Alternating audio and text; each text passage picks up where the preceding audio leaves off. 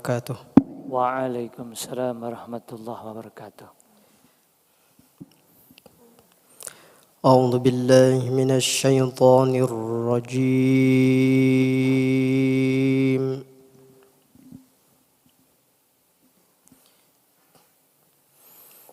Bismillahirrahmanirrahim.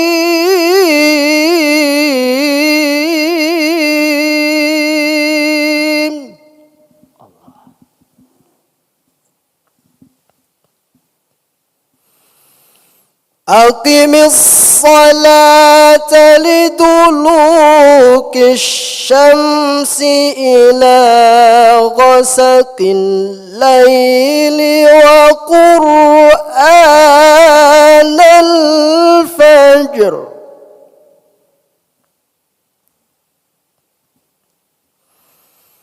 Inna qur'anal fajri kana mashhuda.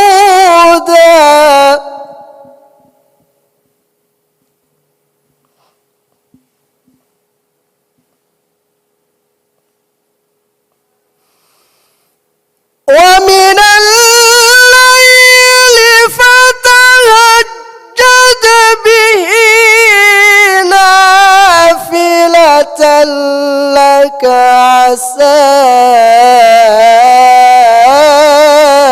an yab'athaka rabbuka maqaman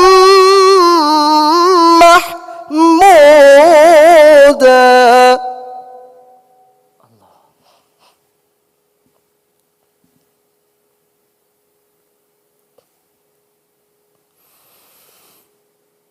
وقل رب أدخلني مدخل صدق وأخرجني مخرج صدق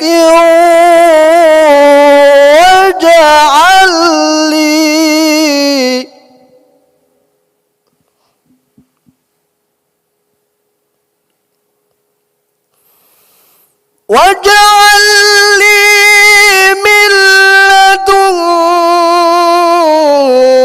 سلطانا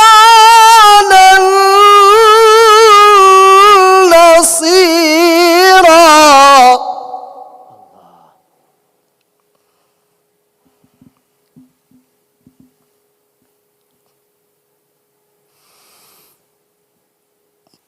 وقل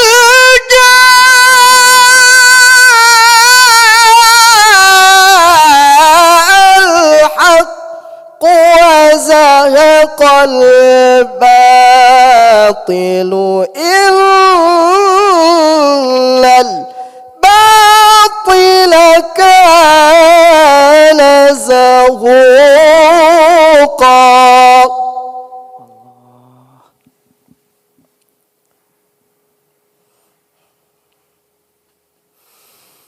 وننزل من القرآن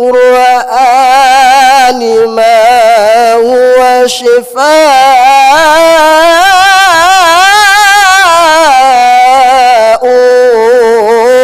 ورحمة للمؤمنين.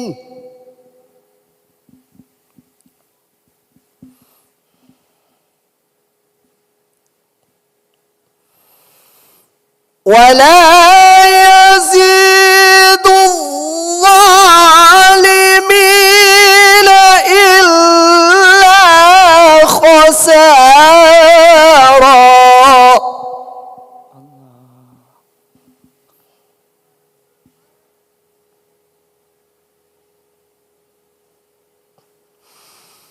وننزل من القرآن ما هو شفاء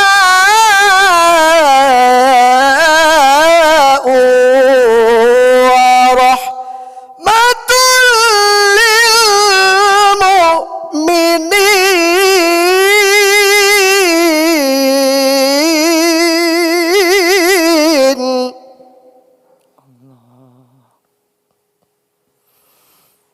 ولا يزيد الظالمين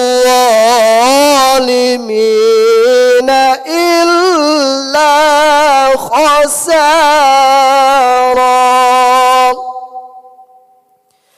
صدق الله العظيم.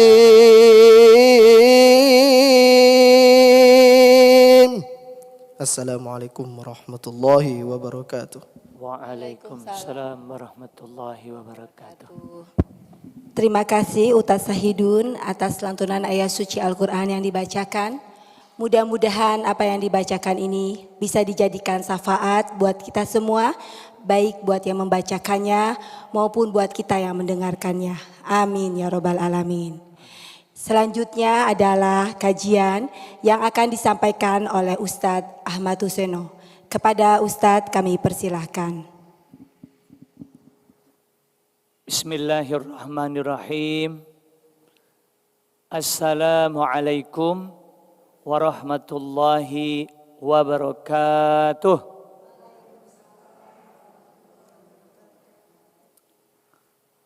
Alhamdulillah. Alhamdulillahilladzi anzalal Qur'ana hudan linnas wa bayyinatin minal huda wal furqan. Asyhadu an la ilaha illallah wahdahu la syarikalah wa asyhadu anna sayyidana Muhammadan abduhu wa rasuluh.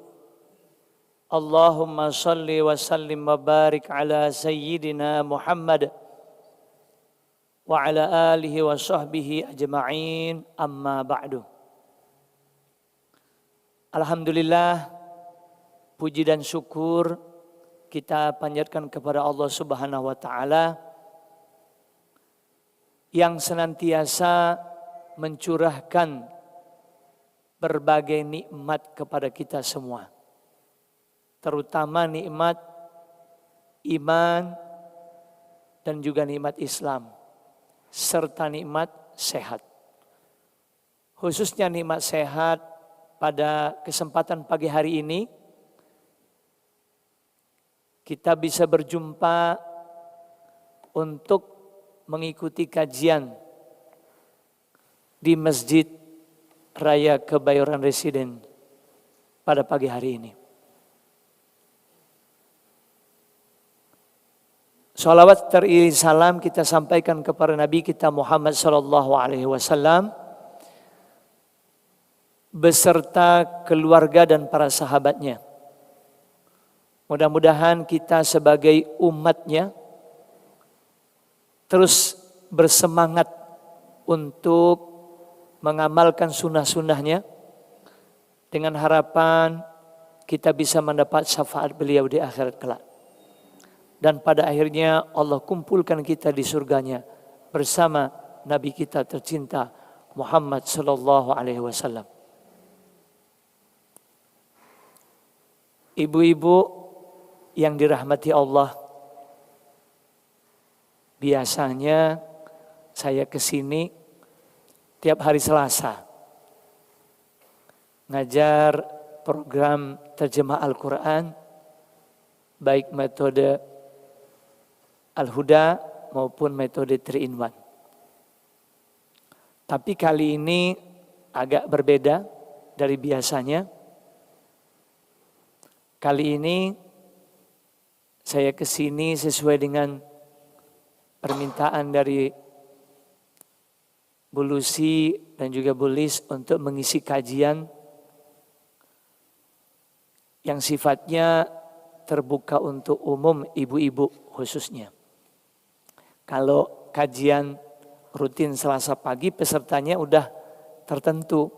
Kalau ini bisa diikuti oleh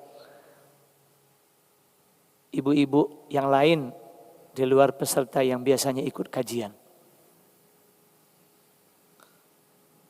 Tema yang saya angkat pada pagi hari ini tentang keindahan Al-Quran.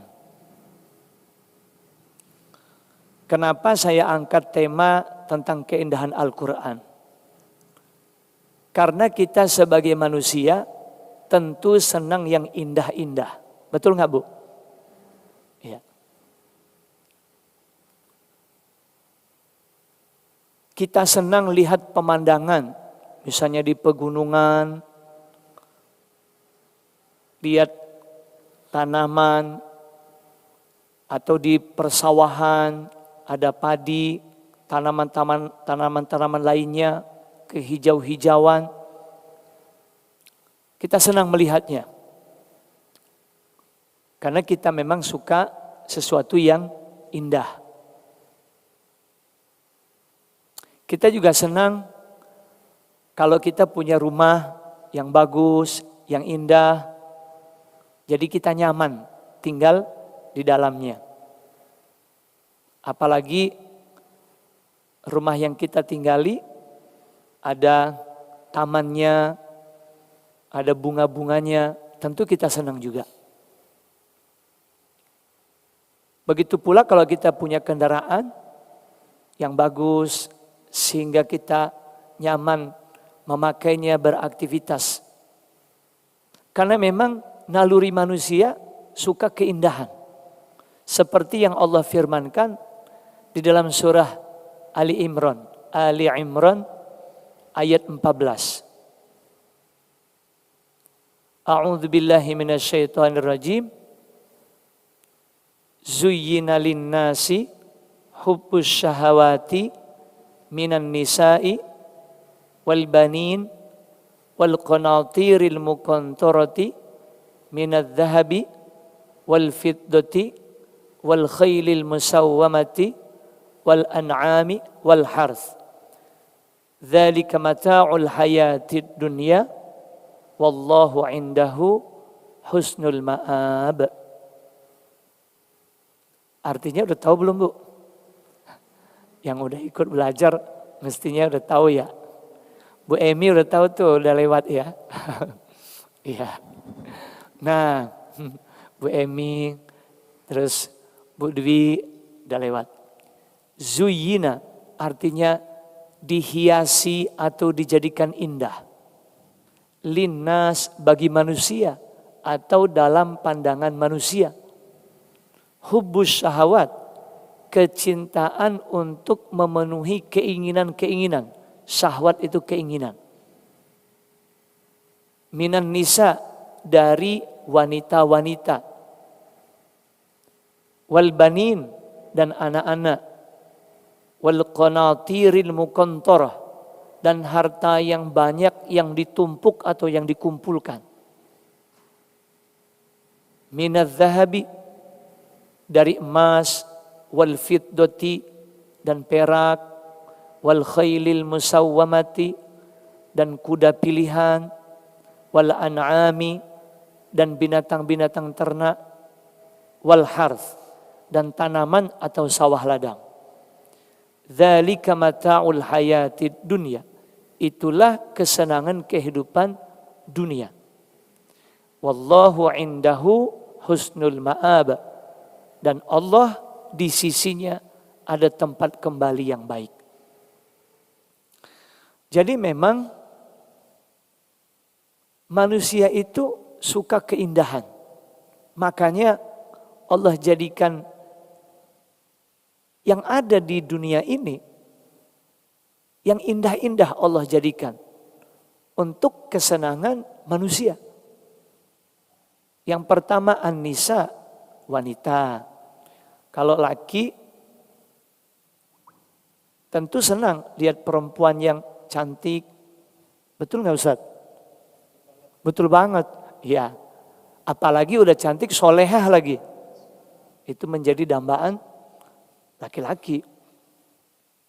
Nggak munafik. Namanya laki-laki udah kodratnya suka perempuan yang cantik. Begitu juga perempuan tentu suka sama laki-laki yang ganteng, yang cakep. Sudah kodratnya. Kemudian yang membuat senang manusia juga selain lawan jenis, al-banin, anak-anak. Kalau kita punya pasangan berkeluarga, laki punya istri, istri punya suami, tentu senang punya anak, punya keturunan. Apalagi punya cucu. Nah, ibu-ibu biasanya setahu saya nih ya, kecintaan atau kesenangannya sama cucu itu melebihi sama anak. Betul nggak Bu? Betul. Iya. Itu saya pengalaman ngajar ibu-ibu yang udah punya cucu, itu perhatiannya sama cucu lebih dibanding anak. Ya. Bahkan ibu-ibu itu marah kalau cucunya dimarahin anaknya. Gitu. Iya. Atau diperlakukan nggak baik sama anaknya, itu neneknya belain duluan, gitu. Jadi senang kita punya anak, punya cucu. Apalagi wal qanatiril muqantarah, punya harta yang banyak yang ditumpuk. Punya rumah, punya ruko, apartemen, kos-kosan. Karena itu jadi investasi. Minat zahab, dari emas. Wal fiddah, dan perak. Wal khailil musawwamah, dan kuda pilihan punya kendaraan. Wal an'am, dan binatang-binatang ternak. Wal harth, dan sawah ladang. Itulah kehidupan manusia yang membuat kita itu senang dalam menjalani kehidupan. Dan Allah sediakan untuk kita, untuk menikmati kesenangan kehidupan dunia. Sesuatu yang indah-indah. Nah makanya pagi ini sengaja saya pilih tema tentang keindahan Al-Quran. Karena kita semua memang suka yang indah-indah. Tetapi keindahan Al-Quran itu hanya bisa diketahui atau dirasakan oleh orang yang mengetahui keindahannya. Kalau orang nggak tahu keindahan Al-Quran, maka Al-Quran jadi sesuatu yang biasa. Hanya tulisan, di kertas. Apalagi yang nggak bisa baca. Apa indahnya Al-Quran? Jadi hanya orang-orang tertentu yang tahu keindahannya, yang tahu keindahan Al-Quran. Nah. Di surat Al-Jin ayat 1 Allah berfirman, A'udzubillahi minasyaitonirrajim. Qul uhiya ilayya annahu istama'a nafarun minal jinni faqalu sami'na Qur'anan ajaban. Saya cek dulu ya, khawatir ada yang kurang bacaannya. Ya. Qul uhiya ilayya annahu istama'a nafarun minal jinni faqalu inna sami'na Qur'anan ajaban. Qul, katakanlah. Fi'il apa Bu? Fi'il amr ya? Ya, dikit-dikit praktek. Yang udah belajar jadi gak bengong. Yang belum belajar nanti biar bisa belajar lagi, insya Allah. Katakanlah. Jadi Allah nyuruh Nabi Muhammad untuk berkata, Qul uhiya ilayya, telah diwahyukan kepadaku. Jadi Allah suruh Nabi Muhammad berkata kepada umatnya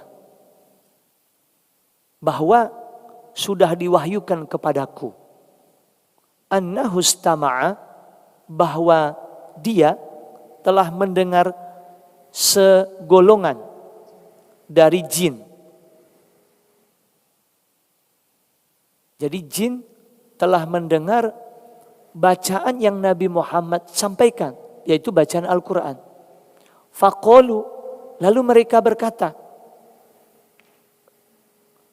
segolongan dari jin ini berkata, setelah mereka mendengar bacaan Nabi, bacaan Al-Quran, mereka berkata, inna sami'na Qur'anan ajaban. sesungguhnya kami telah mendengar bacaan yang menakjubkan, mengagumkan. Bacaan apa? Bacaan Al-Quran. Apa yang menakjubkan, apa yang mengagumkan dari Al-Quran? Yang menakjubkan adalah bacaannya, kefasihannya, dan kejelasan maknanya. Jadi jin saja mengakui bahwa Al-Quran itu bacaan yang ajaban, yang mengagumkan. Nah, apalagi kita sebagai manusia umat Nabi Muhammad dari jenis yang sama-sama manusia. Seharusnya kita pun mengagumi Al-Quran. Seperti halnya jin yang mengagumi Al-Quran. Nah, dalam hal apa Al-Quran itu membuat kita kagum dengan keindahannya? Yang pertama, dari segi iramanya atau lagunya. Sengaja pagi ini kajian kita, saya ngajak Ustadz Sahidun untuk ngisi kajian ini. Beliau seorang ustadz yang dianugerahi oleh Allah dengan suara yang indah. Terus terang, lantunan ayat-ayat Al-Quran yang beliau baca sangat indah. Tajwidnya, makhrajnya, apalagi lagunya. Gimana ibu-ibu setelah mendengar Ustadz Sahidun membaca Al-Quran, apa kesannya? Iya. Tentu bacaan beliau merasuk dalam diri kita. Jadi maksud saya, Al-Quran itu akan kita rasakan keindahannya kalau kita sering-sering mendengarkan bacaan Al-Quran dengan lantunan yang indah. Syukur-syukur kita yang punya suara yang bagus sehingga kita membaca Al-Quran jadi senang, jadi kesenangan kita membaca Al-Quran.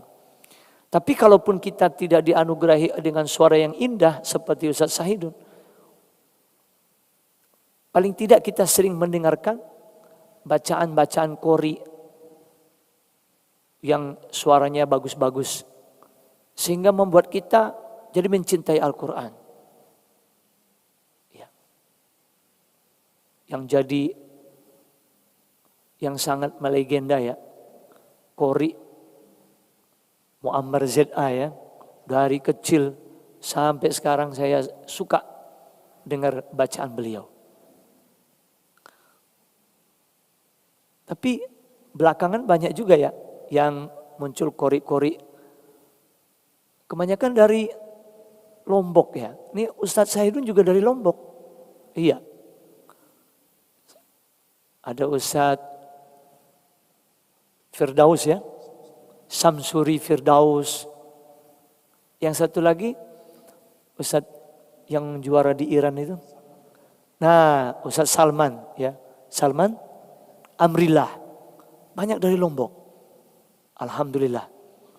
Nah, jadi suatu anugerah dari Allah. Allah berikan beliau-beliau suara yang indah. Sehingga kita yang mendengar pun menjadi nikmat. Terasa sangat nikmat. Nah, kalaupun tidak dari segi iramanya seperti qori-qori, paling tidak secara tartil kita baca Al-Quran, minimal kita sendiri yang membacanya juga menikmati bacaan kita. Ya. Terus terang saya dulu dari kecil belajar Al-Quran, diajari juga guru ngaji, diajari mujawad yang seperti Ustadz Sahidun tadi.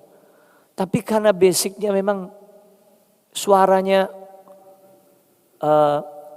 tidak seperti Ustaz Sahidun. Jadi ya saya paling nggak tartil ya. Jadi bacaan yang murattal, yang bacaannya tidak naik atau turun secara drastis, tapi mendatar, bacanya mendatar.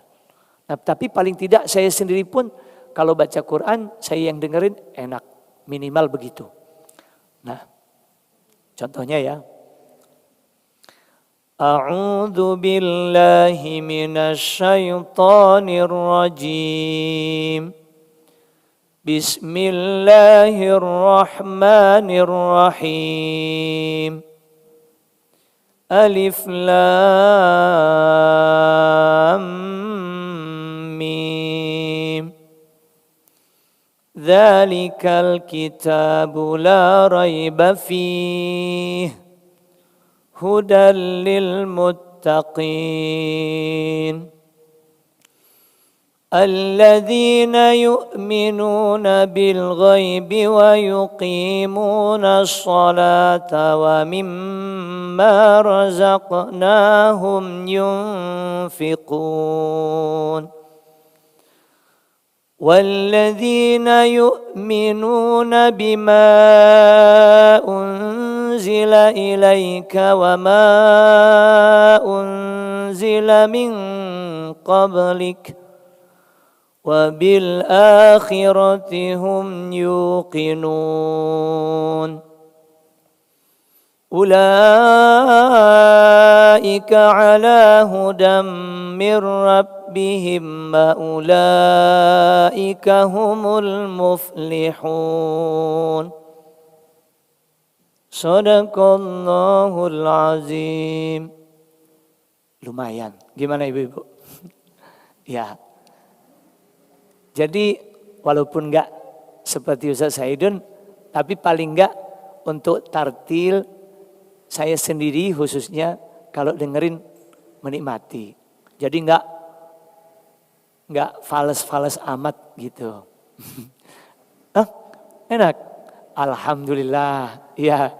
Jadi terus terang dulu secara lagu itu paling enggak bisa kalau disuruh ngaji pakai lagu minder. Tapi karena ada keinginan yang kuat untuk belajar sehingga sedikit-sedikit bisalah untuk urusan lagu atau iramanya. Nah, kenapa saya memotivasi ibu-ibu sekalian dari segi irama atau lagunya itu belajar juga sehingga suaranya bagus, karena itu akan membuat kita jadi semangat untuk membaca Al-Quran. Kalau kita sendiri mendengar bacaan kita bagus, jadi kita nggak bosan untuk baca Quran itu. Karena kita sendiri mendengarnya bagus. Ya. Saya ingat dulu, waktu awal-awal masuk pesantren, itu yang ngajarin tartil seperti itu teman saya dulu, namanya Jupri, orang Aceh. Jadi beliau, kok bagus ya bacanya. Akhirnya karena sering saya dengerin, lama-lama ngikutin. Nah, maksud saya, kita itu akan bisa, khususnya membaca Al-Quran secara tartil, kalaupun nggak mujawad seperti Ustaz Sahidun, minimal secara tartil, kita sering-sering mendengarkan bacaan qori-qori yang membaca secara tartil. Misalnya seperti Imam Sudais ya. Jadi imam-imam seperti yang di Masjidil Haram atau di Madinah gitu ya. Kalau kita sering-sering dengerin bacaan mereka, insya Allah lama-lama kita terbiasa. Nah, itu yang pertama, keindahan Al-Quran dari segi irama atau lagunya. Itu. Nah, yang kedua, dari segi ritmenya. Nah, ritme. Apa beda antara lagu dan ritme? Kalau lagu memang ketika kita membacanya pakai irama. Ya, yang hafal Ustaz Sahidun ya. Ada bayati, ada apa lagi Ustaz? Soba, hijaz, ros, nah dan seterusnya. Saya nggak hafal. Nah, Kalau itu dari segi irama atau lagu. Yang kedua, keindahan Al-Quran itu dari segi ritmenya. Nah, ritme itu khusus keserasian bunyi di akhir-akhir ayat. Jadi di akhir ayat. Nah, contohnya ya. Itu banyak di surat-surat pendek. Nah, saya contohin yang pertama surat An-Nas. A'udzu billahi minasy syaithanir rajim. Bismillahirrahmanirrahim. Qul a'udzu birabbin nas, malikin nas, ilahin nas, min syarril waswasil khannas, alladzi yuwaswisu fi sudurin nas, minal jinnati wan nas. Biasanya kalau kita baca surat-surat pendek, baca-baca aja. Tapi pernahkah kita memperhatikan, mencermati bunyi di ujung-ujung ayatnya? Nah, bisa jadi kita tidak memperhatikan. Tapi kalau kita perhatikan, di ujung-ujung ayat surat An-Nas itu diakhiri dengan huruf sin. Ya. Qul a'udzu birabbin nas. Huruf sin. Malikin nas. Huruf sin lagi. Ilahin nas. Sin lagi. Min syarril waswasil khannas. Sin lagi, ayat 4. Alladzi yuwaswisu fi sudurin nas. Ayat kelima. Minal jinnati wan nas. Ayat yang keenam. Itu huruf sin semua di akhir ayatnya. Itu kalau dalam syair atau dalam puisi, kesamaan bunyi ujung bait, hurufnya sama, itu menandakan nilai sastranya tinggi. Karena gak mudah untuk menyamakan huruf atau bunyi di ujung-ujung ayatnya. Itu pertama, surat An-Nas. Yang kedua, ya, surat Al-Falaq. Ustaz mau baca surat Al-Falaq? Yang murattal aja. Seperti tadi, biar ada variasi. Ada bunyi? Oke. Bismillahirrahmanirrahim. Qul a'udzu birabbil falaq min syarri ma khalaq wa min syarri ghasiqin idza waqab wa min syarri النفاثات في العقد ومن شر حاسد إذا حسد صدق الله العظيم. قل أعوذ برب الفلق. Diakhiri huruf qaf. Bunyinya qalqalah. Kalau di akhir dan disukunkan sebelumnya harokatnya hidup, itu qalqalah kubro ya. Qul a'udzu birabbil falaq min syarri ma khalaq. Qalqalah lagi. Min syarri ma khalaq wa min syarri ghasiqin idza waqab. huruf ba. Wa min syarrin naffasati fil 'uqad, huruf dal. Wa min syarri hasidin idza hasad, huruf dal lagi. Kalau yang surah An-Nas hurufnya sin, sin, sin. Kalau Al-Falaq hurufnya qalqalah. Baik itu huruf qaf, ba dan dal. Tapi meskipun beda-beda huruf, tapi sama-sama huruf qalqalah. Nah, itu kesamaan bunyi dari surah Al-Falaq. Nah, satu lagi surat Al-Ikhlas. Bismillahirrahmanirrahim. Qul huwallahu ahad. Allahus samad. Lam yalid wa lam yulad. Wa lam yakul lahu kufuwan ahad. Nah, kalau kita perhatikan lagi. Surat Al-Ikhlas ini malah huruf akhirnya semuanya dal.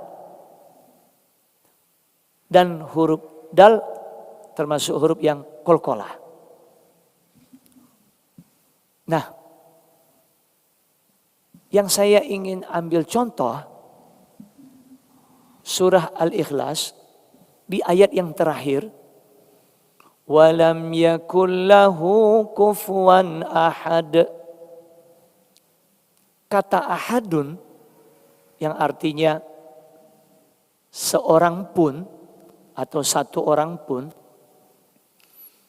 sebenarnya secara kaedah tata bahasa peletakan katanya itu seharusnya tidak di akhir.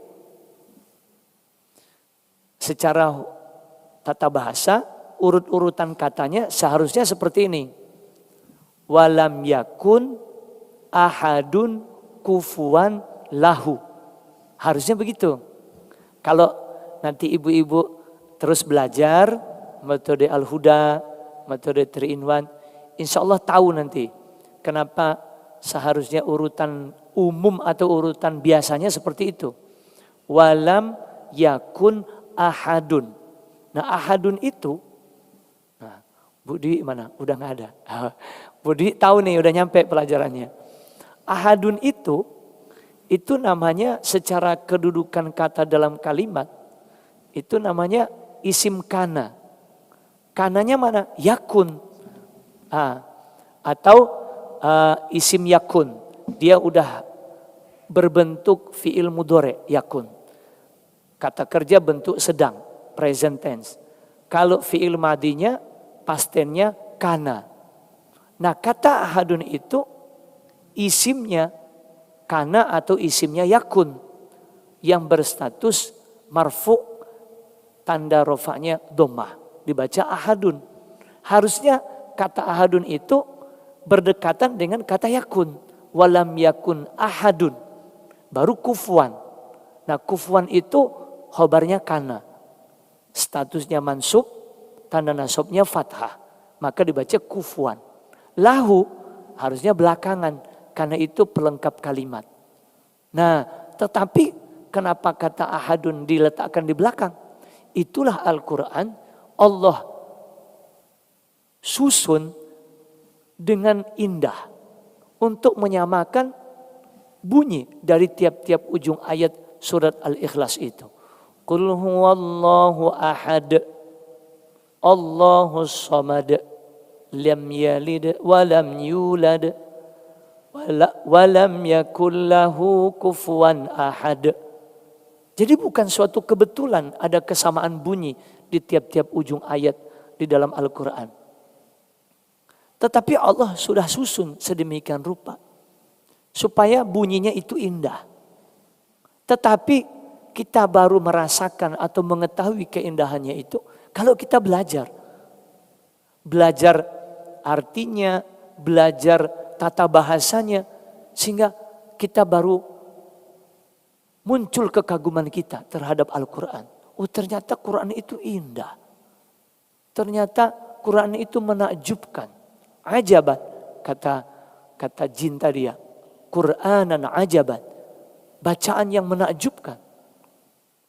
Dulu di zaman Al-Quran Allah turunkan. Kenapa Allah turunkan Quran juga memperhatikan keserasian bunyi atau ritme ujung-ujung ayatnya? Karena saat itu orang-orang Arab lagi senang-senangnya membuat syair. Sehingga mereka adakan perlombaan syair atau puisinya yang menang dalam perlombaan nanti ditempelin di dinding-dinding Ka'bah. Itu jadi kebanggaan karena karyanya ditempelin di dinding-dinding Ka'bah. Nah, untuk menandingi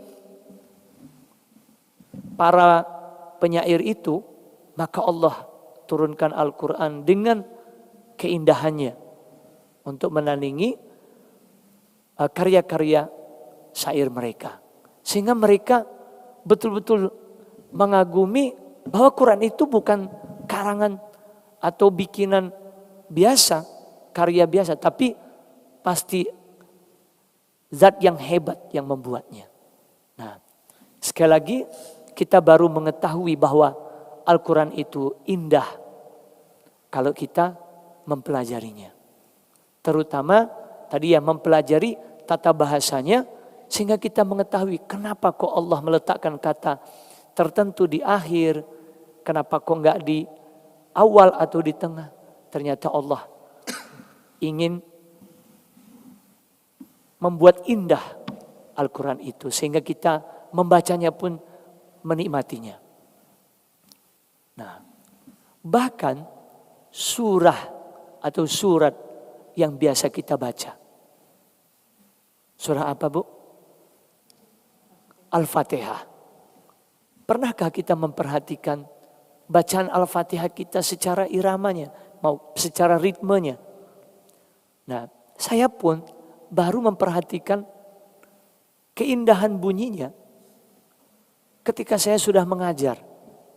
Baru saya perhatikan, ternyata surah Al-Fatihah pun tidak lepas dari keindahan, ritme atau keserasian bunyi di akhir-akhir ayatnya. Nah, gantian lagi ya, Ustaz Saidun baca. Mana Ustaz Saidun? Lagi ke belakang. Ya, ya. Surah Al-Fatihah. Ini kalau Ustaz Saidun jadi imam di masjid tempat saya, kalau jadi imam sholat Jumat, itu saya tunggu-tunggu jadwal beliau. Ya, saya jadi makmum, Masya Allah, suaranya begitu indah. Baca surat Al-Fatihah Ustaz ya? Silakan. Bismillahirrahmanirrahim. Alhamdulillahi Rabbil Alamin. Ar-Rahmanir Rahim. Maliki Yawmiddin.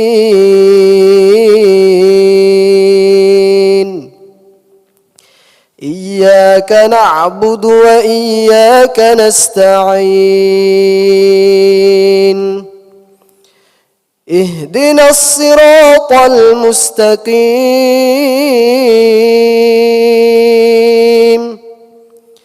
Siratal ladzina an'amta 'alaihim ghairil maghdubi 'alaihim waladdallin.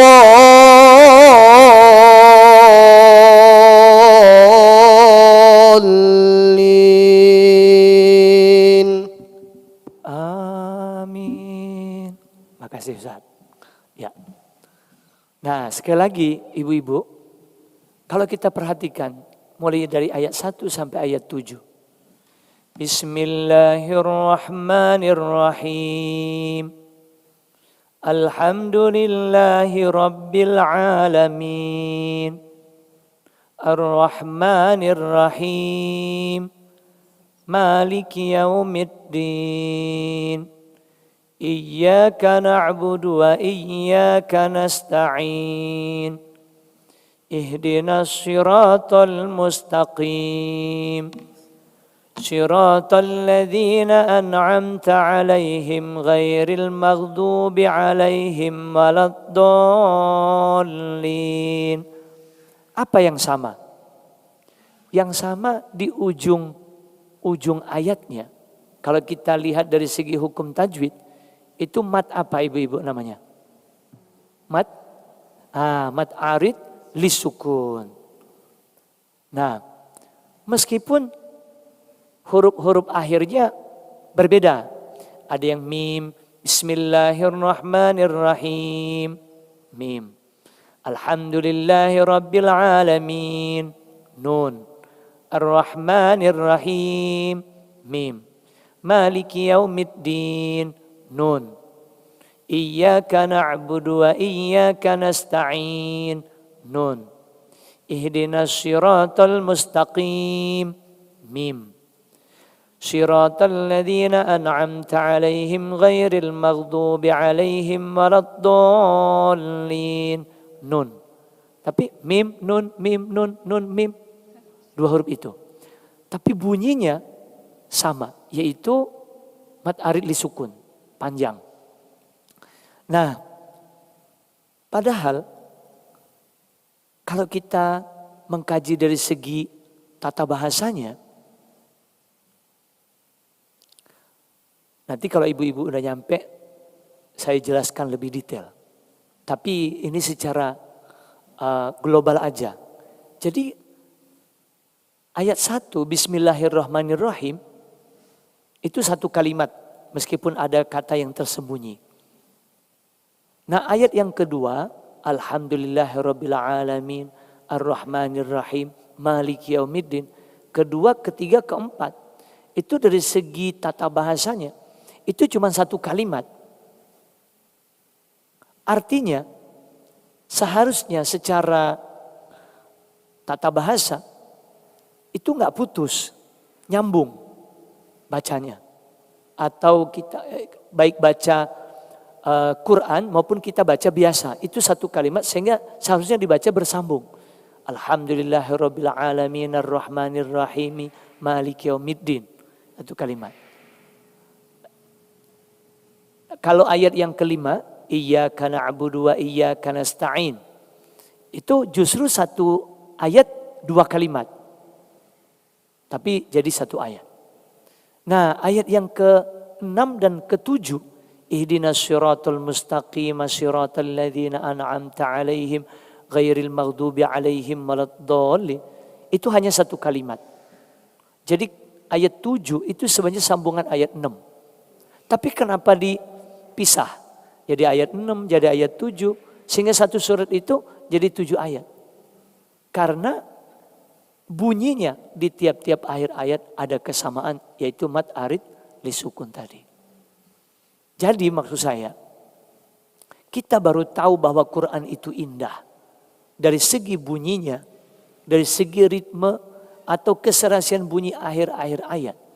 Itu kalau kita mempelajarinya, sehingga kita baru tahu bahwa Quran itu indah. Itu yang kedua. Jadi keindahan Al-Quran itu dari segi iramanya, lagunya. Yang kedua dari segi ritmenya atau keseriusan bunyi akhir-akhir ayatnya. Nah, yang ketiga, keindahan Al-Quran itu dari segi cara pengungkapannya atau dari segi sastranya. Salah satu keindahan Al-Quran dari segi sastranya, dalam mengungkapkan suatu ungkapan, itu Allah memakai perumpamaan dalam mengungkapkan suatu ungkapan atau pernyataan. Jadi pakai perumpamaan. Nah, ada perumpamaan itu dalam bahasa Arab namanya adawatut tashbih. Jadi kata-kata yang dipakai untuk menyerupakan. Nah, kadang pakai kata tasbih untuk menyerupakan, kadang tidak memakai kata tasbih, tapi kata tasbihnya juga ada juga yang tersirat atau tersembunyi. Saya kasih contoh. Nah, contoh yang pertama itu di surat An-Nahl ayat 92. An-Nahl ayat 92. Ya. A'udzu billahi minasyaitonir rajim. Wala takunu kallati naqadat ghazlaha min ba'di quwwatin ankasa tattakhiduna aymanakum dakhalan bainakum an takuna ummatun hiya arba min ummah innama yabluukumullahu bihi wala yubayyinanna lakum yaumal qiyamati ma kuntum fihi takhtalifun. Polisi mau baca artinya? Iya. Udah siap belum? Ya. Dan janganlah kamu seperti seorang perempuan yang menguraikan benang yang sudah dipintal dengan kuat, menjadi cerai-berai kembali. Kamu menjadikan sumpah atau perjanjianmu sebagai alat penipu di antaramu, disebabkan adanya satu golongan yang lebih banyak jumlahnya dari golongan yang lain. Sesungguhnya Allah hanya menguji kamu dengan hal itu, dan sesungguhnya di hari kiamat akan Masya Allah. Dan sesungguhnya di hari kiamat akan dijelaskannya kepadamu apa yang dahulu kamu perselisihkan itu. Alhamdulillah. Makasih Bu Lucy. Jadi kalau kita perhatikan maknanya wala takunu, dan janganlah kalian menjadi. Kalau di Quran terjemah seringkali diartikan kamu. Tapi kalau kita udah belajar sebenarnya takunu itu bukan kamu tapi kalian. Nah, kalau kamu satu orang, kalau kalian banyak. Nah, ciri kaliannya itu ta, waw, alif. Kalau kamu wala takun, tak aja ciri pelakunya. Jadi wala takunu, dan janganlah kalian menjadi kallati, seperti perempuan yang. Jadi bedanya kalau alladzi yang juga sama dengan allati yang. Tapi kalau allati itu yangnya untuk perempuan. Kalau alladzi yangnya untuk laki. Bu Dwi tak lagi belajar. Nyampe tak lagi. Nah, jadi kallati seperti perempuan atau wanita yang naqadat ghazlaha, yang merusak atau menguraikan pintalannya. Mim ba'di quwwatin, sesudah terpintal kuat. Ankasan menjadi bercerai-berai. Jadi di Lombok banyak ya Ustaz ya yang bikin pintalan kain gitu ya. Apa nyesek namanya.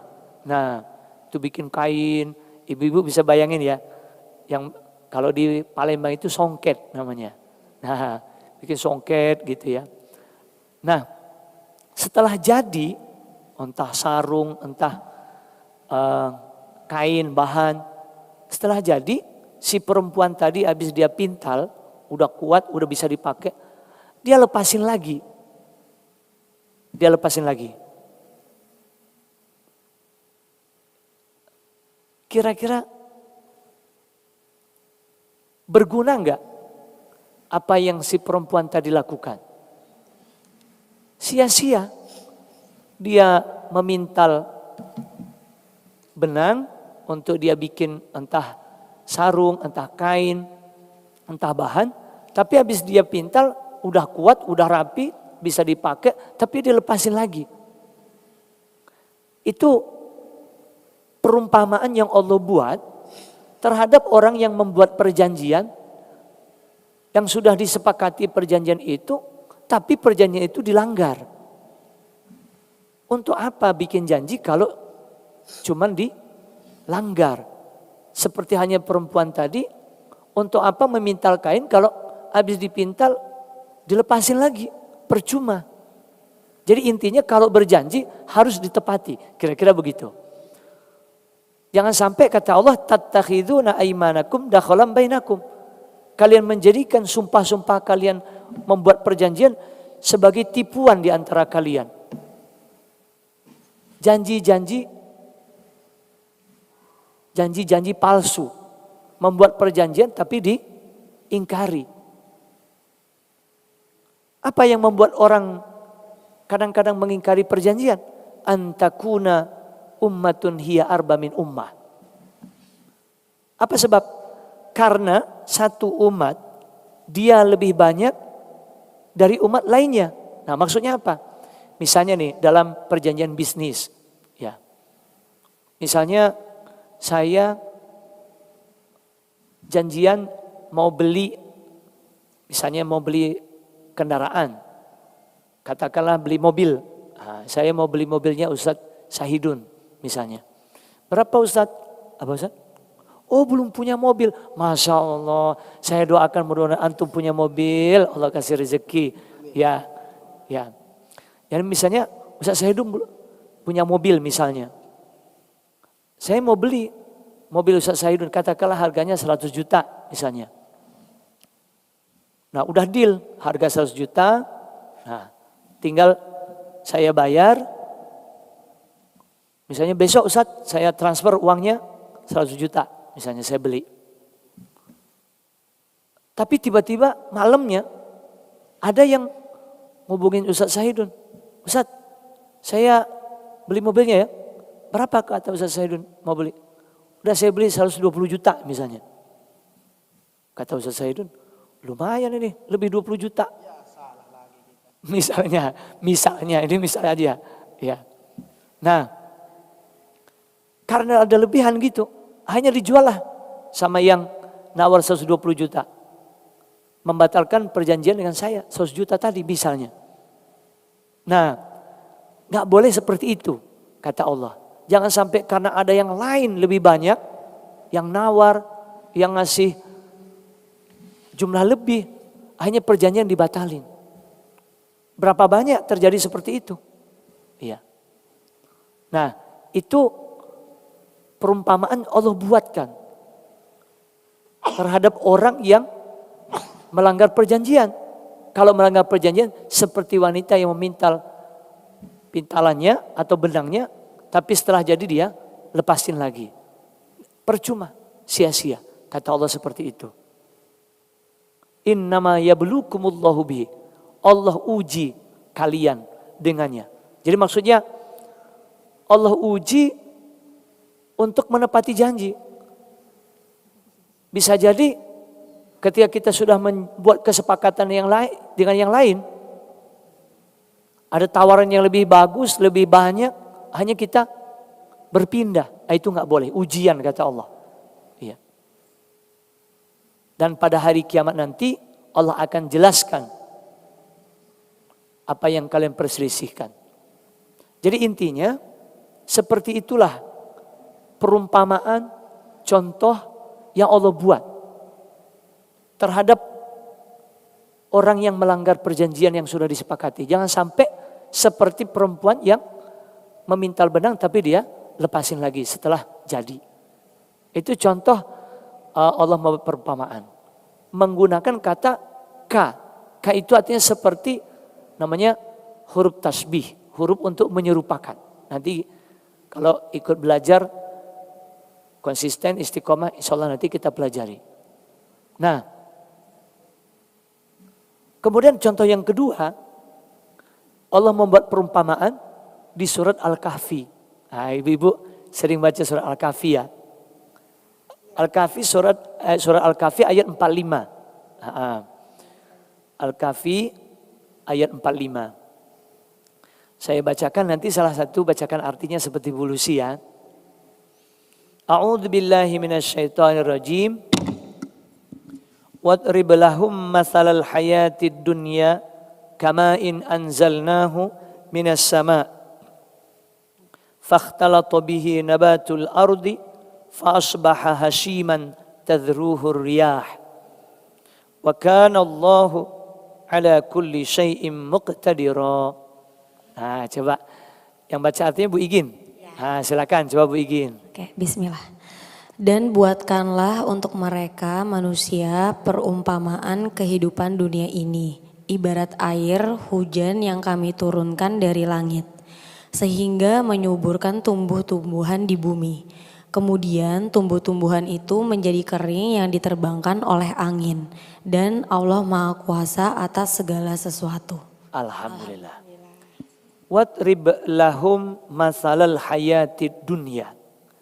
Dan buatlah untuk mereka ini manusia umat Nabi Muhammad, masalal hayatid dunya, perumpamaan kehidupan dunia. Kamain, seperti air, like water, gitu ya. Kamain, seperti air.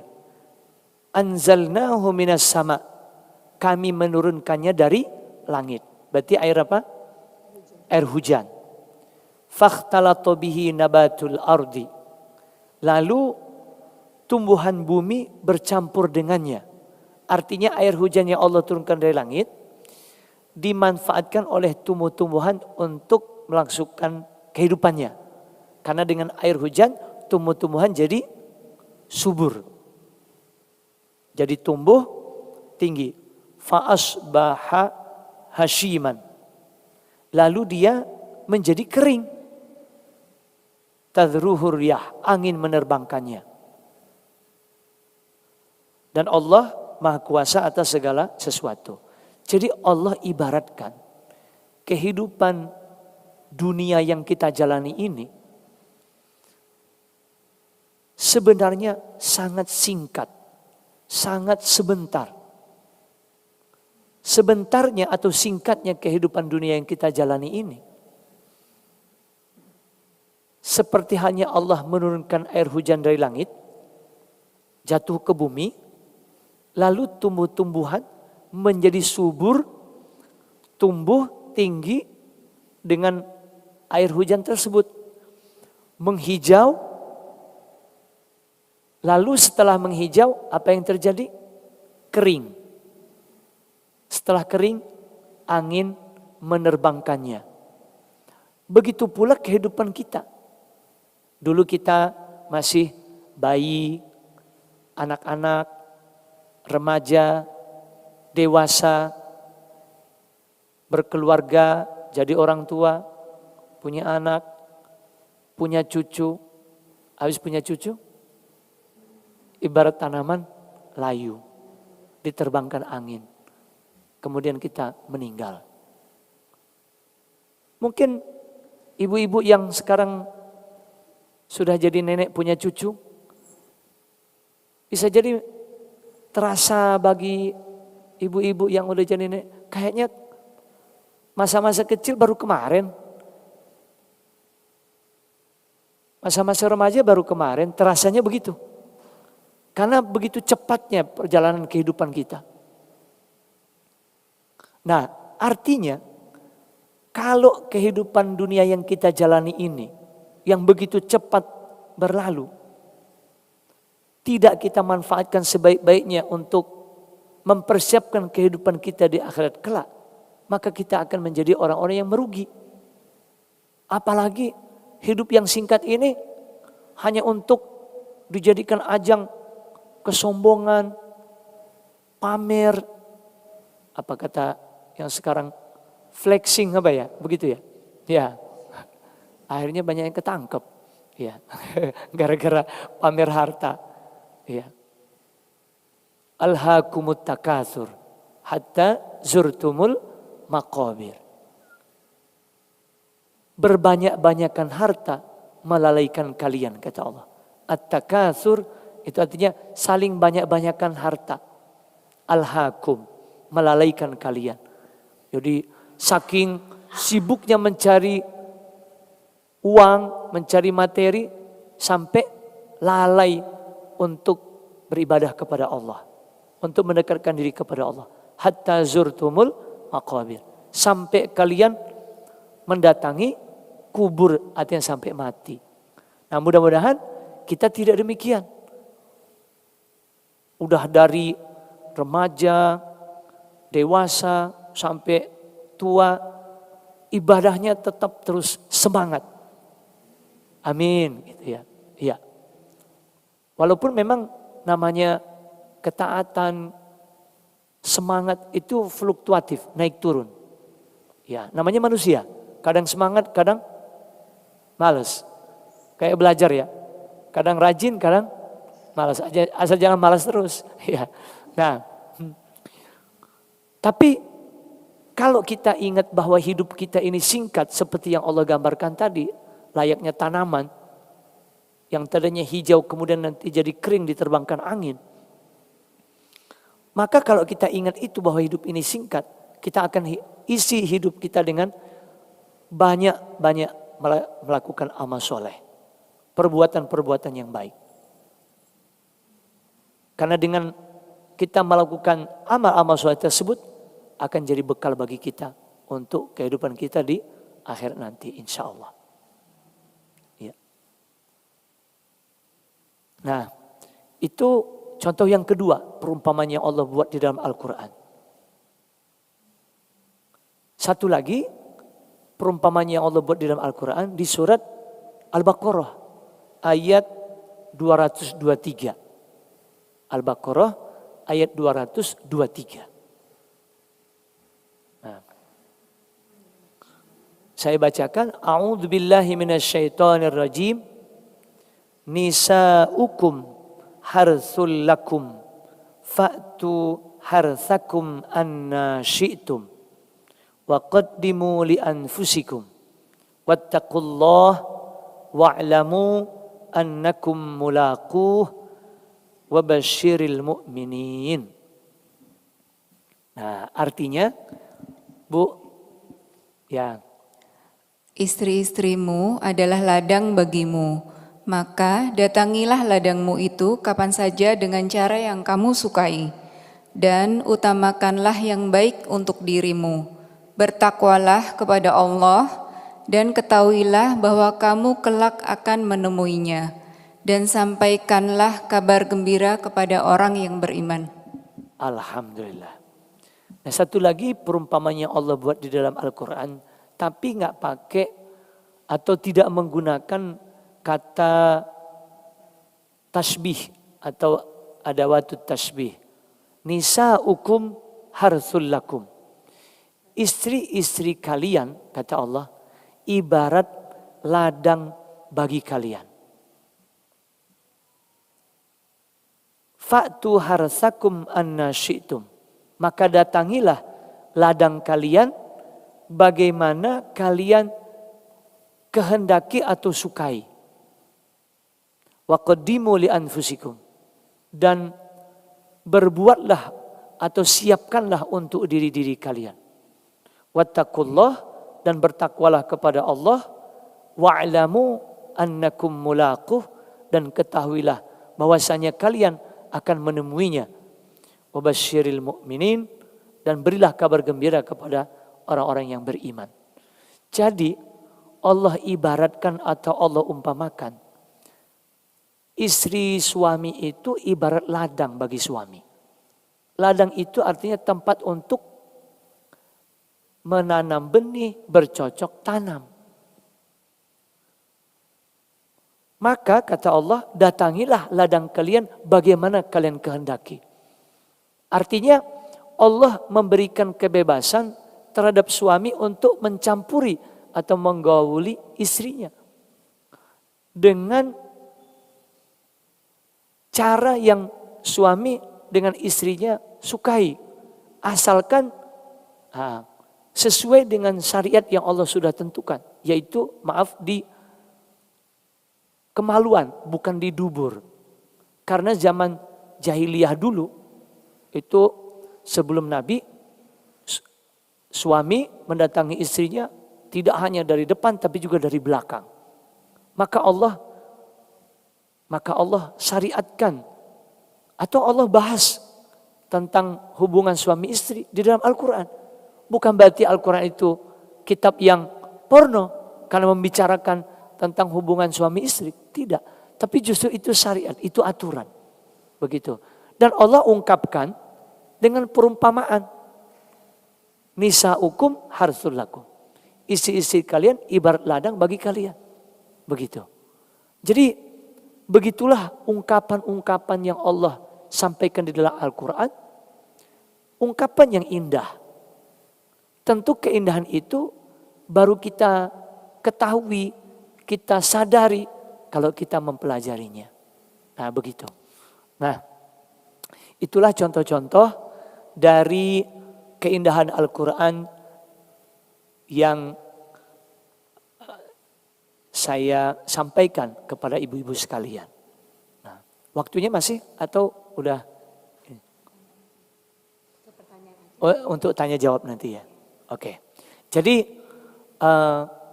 itulah materi yang saya sampaikan kepada ibu-ibu sekalian tentang keindahan Al-Quran. Nah, kenapa saya sampaikan tentang keindahan Al-Quran? Karena dengan kita mengetahui keindahan Al-Quran, maka kita akan termotivasi untuk mendekatkan diri kepada Al-Quran, untuk selalu dekat dengan Al-Quran. Entah itu kita membacanya, entah kita itu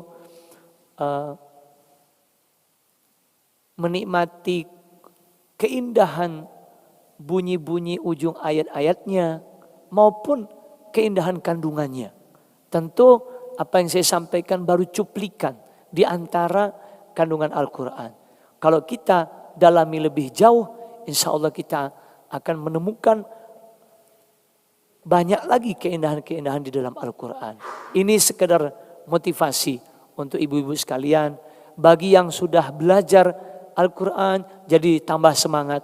Bagi yang belum belajar Al-Quran jadi semangat untuk belajar Al-Quran. Bagi yang sempat belajar terhenti, mudah-mudahan bisa belajar lagi jadi semangat untuk mempelajari Al-Quran. Karena jin saja seperti yang tadi saya sampaikan itu mengagumi Al-Quran. Qur'anan ajaban. Bacaan yang menakjubkan. Nah, kita sebagai manusia, umat Nabi Muhammad, masa kita enggak mau mengkaji Al-Quran yang menakjubkan tersebut. Itu aja mungkin penyampaian dari saya. Kalau ada pertanyaan dari ibu-ibu mungkin bisa disampaikan. Jazakallah khair Ustadz atas ilmu yang telah disampaikan. Selanjutnya ibu-ibu barangkali ada yang mau ditanyakan, kami persilahkan. Nah Bu Dwi, semangat Bu Dwi. Assalamualaikum Ustadz, ketemu lagi. Iya Bu, waalaikumsalam warahmatullahi wabarakatuh. Ustadz, kalau untuk keindahan Al-Quran sepertinya kalau buat kita-kita insya Allah ya udah merasakan ya. Mungkin sejalan dengan umur ya. Cuman gimana ya, bukan gimana ya caranya untuk menarik ke anak-anak supaya juga mereka menyadari mengenai keindahan Quran gitu. Karena kalau mereka kan sekarang baca Quran ya karena disuruh mamah gitu ya. Iya. Masih disuruh mamah, kalau nggak begini, nggak baca Quran nanti nggak begini. Jadi masih begitu gitu. Jadi ya sekarang karena udah lebih besar, jadi mereka udah terbiasa. Cuman saya ngerasanya kok kayaknya mereka masih sebatas membacanya aja gitu, huruf hijaiyahnya aja gitu. Dari artinya kalau misalnya diajak diskusi kayaknya masih belum ini gitu loh, belum nangkep banget gitu. Gimana caranya ya Ustadz? Terima kasih. Ya, terima kasih pertanyaannya Bu Dwi. Memang ya namanya anak-anak itu seperti kita juga alami dulu, senengnya main, biasanya begitu ya. Ya. Entah itu main outdoor ya, maksudnya main bola atau main olahraga lainnya. Itu memang dunia anak-anak memang main masih senengnya begitu. Kalau disuruh ngaji biasanya males-malesan gitu ya. Ya karena seneng main. Nah tetapi bagaimana menumbuhkan kesenangan terhadap anak-anak supaya mereka senang untuk membaca Al-Quran, untuk mengkaji Al-Quran, bukan lagi suatu keterpaksaan atau suruhan dari orang tuanya. Nah begitu. Nah yang banyak disampaikan bahwa cara untuk mengajak anak-anak itu untuk entah itu belajar, entah itu membaca Al-Quran atau mengkaji Al-Quran, yang pertama itu keteladanan. Yang pertama. Jadi contoh. Ya, jadi contoh. Kalau orang tua itu mencontohkan, misalnya ya, orang tua itu ibu atau bapak sering membaca Al-Quran di rumah, lama-lama anak-anak itu yang dengar, mungkin awalnya biasa-biasa aja, tapi kalau sering dengar, lama-lama tertarik juga, biasanya begitu. Jadi ada contoh, ada keteladanan dari orang tua mencontohkan. Ya. Nah, bisa orang tua sendiri yang memberikan contoh membaca Al-Quran. Tapi bisa juga diperdengarkan. Entah itu lewat YouTube atau Quran speaker gitu. Jadi diperdengarkan. Jadi dilantunkan di rumah itu ayat-ayat Al-Quran. Gitu. Sehingga keluarga itu, anak-anak khususnya terbiasa mendengarkan. Nah, berapa banyak kita lihat atau kita dengar ceritanya anak-anak yang sudah hafal Al-Quran, masih usia-usia belia, bacaan-bacaannya bagus. Karena di rumahnya itu diciptakan suasana Al-Quran. Gitu. Di-setelin Al-Quran. Nah, seperti itu. Nah, sehingga tercipta suasana yang mendukung untuk mendekatkan diri kita kepada Al-Quran. Ya memang saya pun merasakan gak mudah, apalagi anak-anak godaannya itu HP ya. Ya itu kalau udah kecanduan HP susah. Ya kalau gak chat, lihat TikTok dan lain sebagainya gitu ya. Nah cuman bagaimana kita sebagai orang tua punya peranan untuk misalnya membagi waktu anak-anak sehingga mereka tidak habis waktunya untuk hanya handphone saja, tapi juga untuk hal-hal yang positif. Nah, kemudian bisa juga untuk membuat anak-anak itu jadi senang, difasilitasi, misalnya dipanggilkan guru ngaji gitu, entah itu guru ngaji atau guru Al-Quran lah, entah itu bacaannya maupun tajwidnya atau guru tafsirnya, sehingga mereka juga jadi tertarik gitu. Jadi banyak cara seperti itu. Nah mudah-mudahan dengan pilihan-pilihan cara seperti itu membuat anak-anak jadi senang untuk mendekatkan diri kepada Al-Quran, begitu. Ya. Nah atau tambahannya satu lagi misalnya sekali waktu ajak gitu ke tempat-tempat misalnya ke pesantren atau ke kiai, ke ustadz, ustadzah, kajian-kajian misalnya ikut. Sehingga seperti tadi ada kajian seperti ini, ada ustadz yang bacain Al-Quran. Kadang-kadang hidayah itu kita nggak tahu kapan datangnya. Nah cuman sebagai orang tua kita intinya memfasilitasi aja. Bagaimana hidayah itu bisa datang kepada anak-anak, begitu. Nah gitu ya, Bu Dwi, mungkin jawaban saya kurang lebih seperti itu. Ya. Satu lagi ya Ustadz. Ya, Bu Dia ya. Iya. Saya tertarik dengan yang tadi mengenai perumpamaan Ustadz. Iya.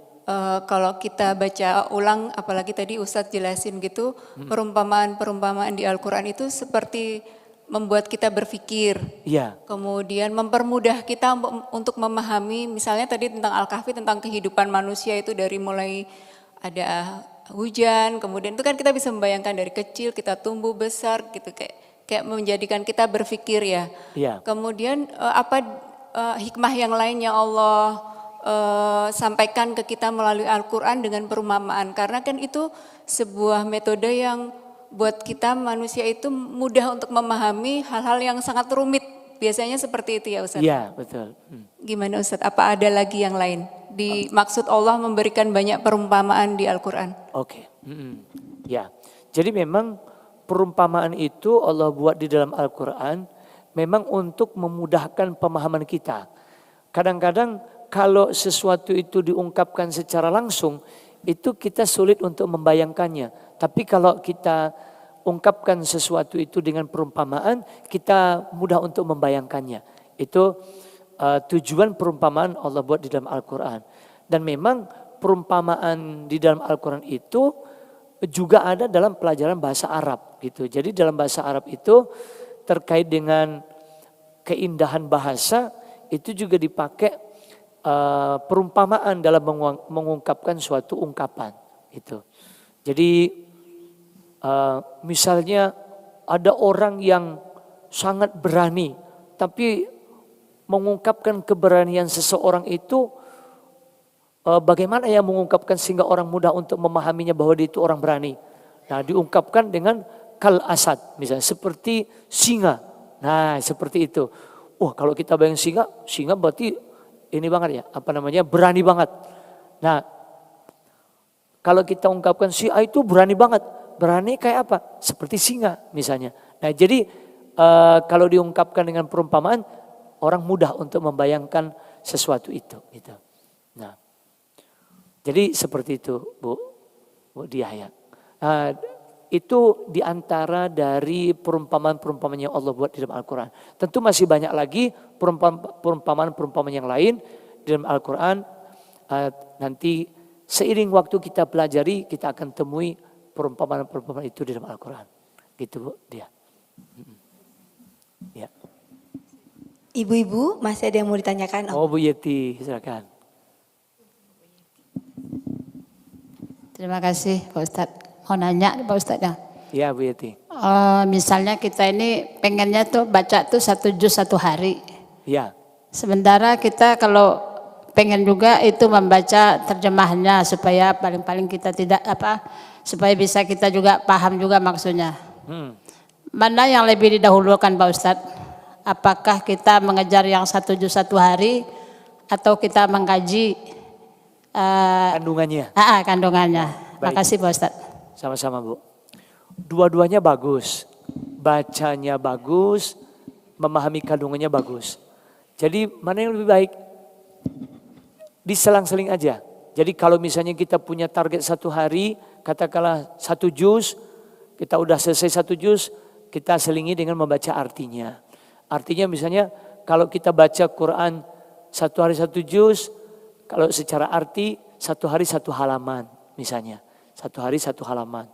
Atau kalau kebanyakan 1 hari 1 ayat aja kita baca gitu. Nah, sehingga ada keseimbangan antara kita baca Quran dan juga memahami kandungannya begitu. Karena dua-duanya bagus. Karena kalau kita baca terus iya dapat pahala, tapi kita nggak ngerti jadi kandungannya apa untuk jadi tuntunan kita. Tapi kalau kita baca aja artinya, nggak baca Quran, itu jiwa kita terasa kering atau hampa gitu. Dengan kita baca Quran setiap hari, kita keluarkan suara, itu membuat jiwa kita insya Allah jadi jiwa-jiwa yang tenang. Karena sesuai dengan firman Allah ya, ala bidzikrillahi tatmainnul qulub. Ingatlah dengan mengingat Allah, salah satunya membaca Al-Quran, hati-hati kita itu akan jadi tenang. Dan terasa, saya terus terang ibu-ibu juga, kadang-kadang dengan kesibukan ngajar, beberapa waktu lalu lah, itu kadang gak sempat baca Quran. Dan itu terasa, di jiwa saya itu kayak kering. Padahal tiap hari ngajar Al-Quran, ngajar baca dan ngasih tahu arti-artinya, tata bahasanya.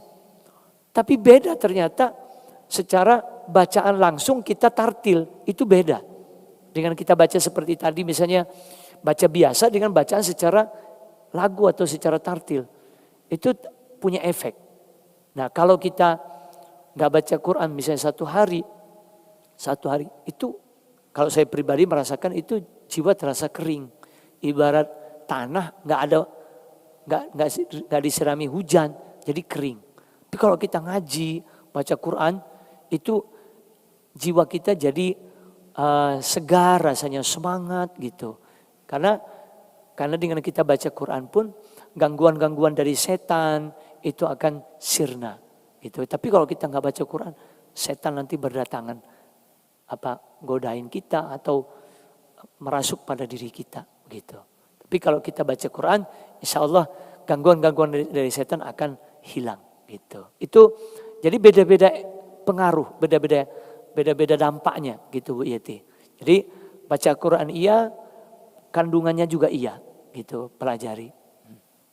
Gitu Bu Yeti. Mudah-mudahan bermanfaat. Ibu-ibu masih ada yang mau bertanya?